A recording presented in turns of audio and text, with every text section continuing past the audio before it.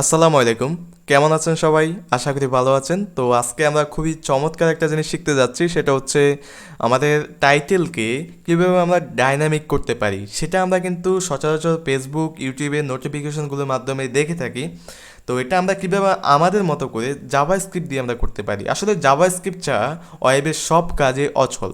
তো আপনি যেই সেক্টরে কাজ করেন না কেন, আপনি যদি একটা ওয়েবসাইট তৈরি করতে হয় আপনার, তাহলে আপনি জাভাস্ক্রিপ্টের কাছে আত্মসমর্পণ করতে হবে আপনাকে। তো শুরু করতে যাচ্ছি কথা না বাড়িয়ে। তো আমি এক্সক্লেমেটরি চাইন দিয়ে একদমই সহজে আমার ইমেজের মাধ্যমে স্টিমের স্ট্রাকচারটা নিয়ে আসতেছি। এখানে দিচ্ছি ডাইনামিক টাইটেল। তারপরে এখানে আমি একটা স্ক্রিপ্ট ট্যাগ নিচ্ছি, স্ক্রিপ্ট ট্যাগ। তারপরে আমি যদি এখানে আমার ওয়েব পেজটা দেখি একদমই ফাঁকা, অন্য কিছু কোনো কিছু নেই, এখানে আমার টাইটেলটা চেঞ্জ করছি শুধু। দেখতে পাচ্ছেন যে এখানে ডাইনামিক টাইটেল দেখাচ্ছে। আর এখন যদি আপনি এটাকে চেঞ্জ করতে চান, যে আমি জাভাস্ক্রিপ্টের মাধ্যমে টাইটেলটাকে কোনোভাবে চেঞ্জ করব অথবা অন্য কোনো নাম দেব, তাহলে সেটা আপনি দিতে পারেন, কোনো প্রবলেম নেই। তো সেক্ষেত্রে আপনাকে কি করতে হবে? সেক্ষেত্রে আপনাকে করতে হবে ডকুমেন্ট। তো ডকুমেন্ট ডট টাইটেল, তো টাইটেল দিয়ে দিলে এখন আপনি এটাকে চেঞ্জ করতে পারেন একটা স্ট্রিংয়ের ভেতরে রেখে। তো এটা আমি কি লিখে দিচ্ছি, এখানে আমি দিচ্ছি যে মাই ওয়েব পেজ একটা নাম দিলাম আর কি, আপনি আপনার মতো দেবেন, সরি। তো এখন যদি আমি এটাকে দেখি একটু ব্রাউজারে গিয়ে, তো দেখতে পাচ্ছেন যে এটা চেঞ্জ হয়ে গেছে। জাভাস্ক্রিপ্টের মাধ্যমে আমরা চাইলে চেঞ্জ করতে পারি। তো সেটা আমরা আগের পর্বগুলো থেকে বেসিকটা কভার করে ফেলেছি, যে আসলে জাভাস্ক্রিপ্ট দিয়ে অনেক কিছু করা যায়, সেটা আমরা জানি আসলে। তো এটা আপনি আরও ভালোভাবে বুঝতে পারবেন যে এই ভিডিওর শেষের দিকে আমরা যে জিনিসটা দেখাবো আপনাকে, খুবই চমৎকার একটা জিনিস, যে আসলে জাভাস্ক্রিপ্ট ছাড়া মোটেই কোনো কাজ করা সম্ভব না, সেটা আমরা আসলে বুঝতে পারবো।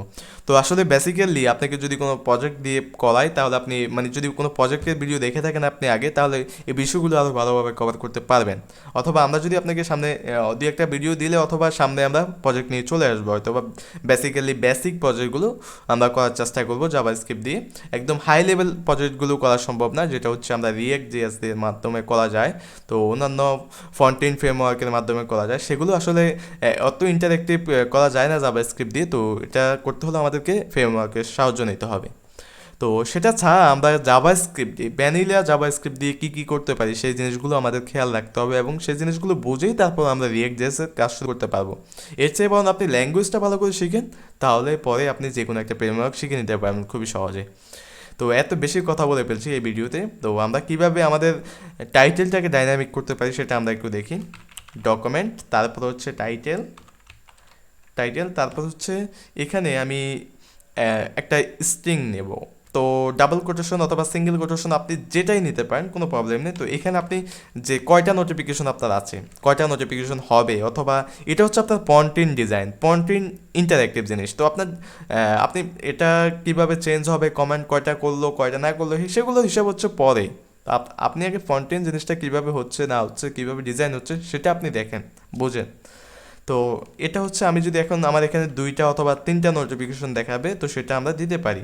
তো প্লাস ডকুমেন্ট টাইটেলের সাথে এটা অ্যাড হয়ে যাবে, ডকুমেন্ট টাইটেল ডট টাইটেল। তো আমি যদি চলে যাই ব্রাউজারে, তাহলে দেখতে পাচ্ছেন যে এখানে 3 মাই ওয়েব পেজ। তো এটা গেল।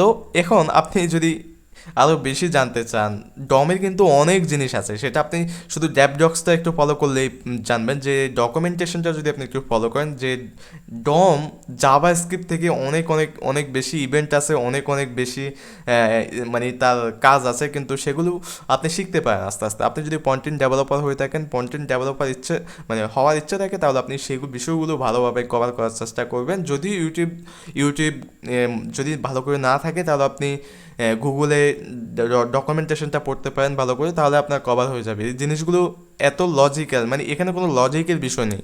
এখানে শুধু আপনি কোড করলেন আর বুঝলেন যে এই জিনিসটা এই কাজ করতেছে, এই জিনিসটা ওই কাজ করতেছে, এই জিনিসটা এখানে ক্লিক করলে এই কাজ করবে, এটা হোভার করলে চেঞ্জ হয়ে যাবে, এটা ক্লিক করলে ওটা চেঞ্জ হয়ে যাবে। এই জিনিসগুলো বুঝতে হবে, জাস্ট এই জিনিসগুলো বুঝলেই আপনি কাজগুলো করতে পারবেন।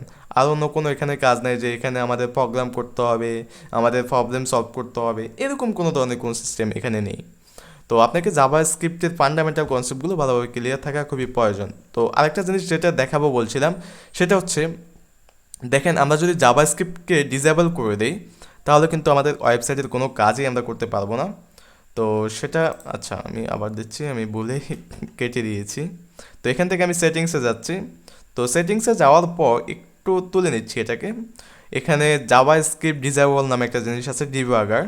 তো এটা যদি আপনি এখান থেকে টিক মার্কটা মানে অন করে দেন তাহলে কিন্তু জাভাস্ক্রিপ্ট মানে জাভাস্ক্রিপ্ট দিয়ে যে আমাদের যত কিছু হয়, মানে ওয়েবের যত কিছু হয়, মানে আপনার যেই ল্যাঙ্গুয়েজে আপনি কাজ করেন না কেন, আপনাকে যদি ওয়েব নিয়ে কাজ করতে আসেন, যদি একটা আপনার নিজের ওয়েবসাইট তৈরি করতে আসেন, তাহলেও কিন্তু জাভাস্ক্রিপ্ট শিখতে হবে।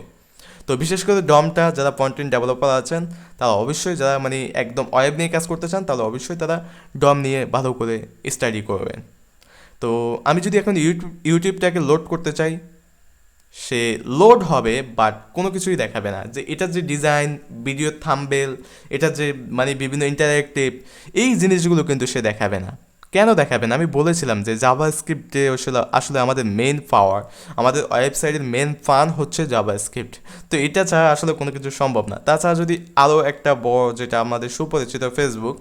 তো ফেসবুক, ইউটিউব সবার কাছে পরিচিত। তো দেখেন এটাও, ফেসবুকটাও লোড হচ্ছে হচ্ছে মানে কোনো কিছু আসতেছে না, এটা তো কোনো কিছু আসেই নি, মানে আপনার ইউটিউবে তো একটা স্ট্রাকচার দেখিয়েছে কিন্তু এটাতে কোনো কিছুই আসেনি।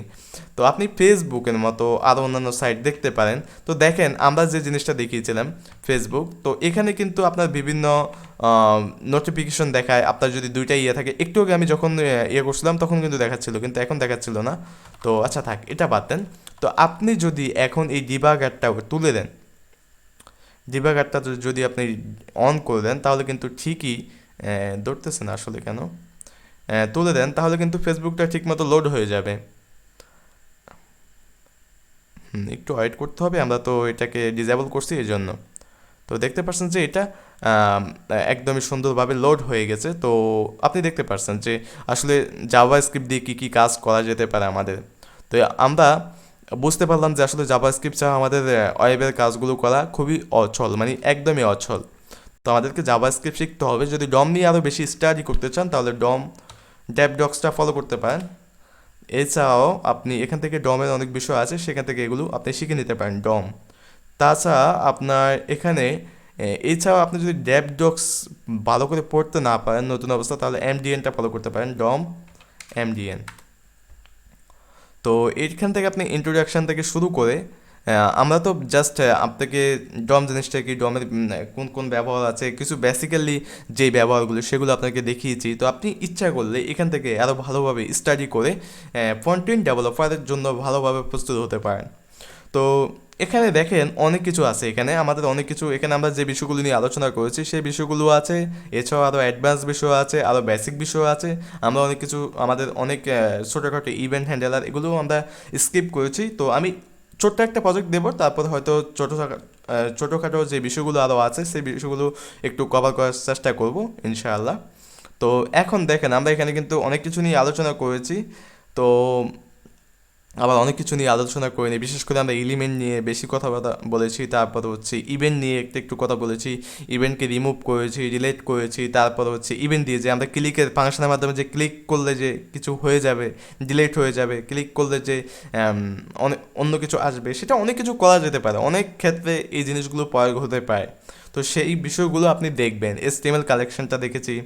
তারপরে এখানে নোড নোড আছে, নোড আবার এটা আপনি নোড জেএস ভাববেন না, এটা হচ্ছে আমাদের এসটিএমএল এর যত স্ট্রাকচার আছে সব হচ্ছে নোড, আর আমরা এলিমেন্টগুলোকে আলাদাভাবে, এটা হচ্ছে এসটিএমএল এর এলিমেন্ট।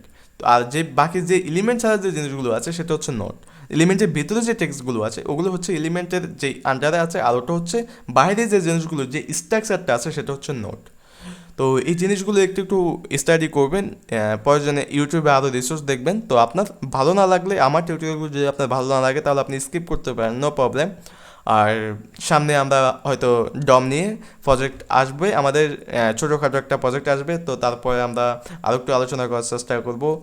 তো ভালো থাকবেন। এই ভিডিওতে এই পর্যন্তই থাকলো, বেশি কথা বলে ফেললাম, তারপর আরেকটু কথা বলে নিচ্ছি। আমাদের ইউটিউব চ্যানেলকে অবশ্যই সাবস্ক্রাইব করবেন। সাবস্ক্রাইব করলে আমাদের পরবর্তী ভিডিও পেতে আপনাকে খুবই সাহায্য করবে ইউটিউব। তো এই ভিডিওতে এই পর্যন্তই থাকলো, থ্যাংক ইউ সো মাচ।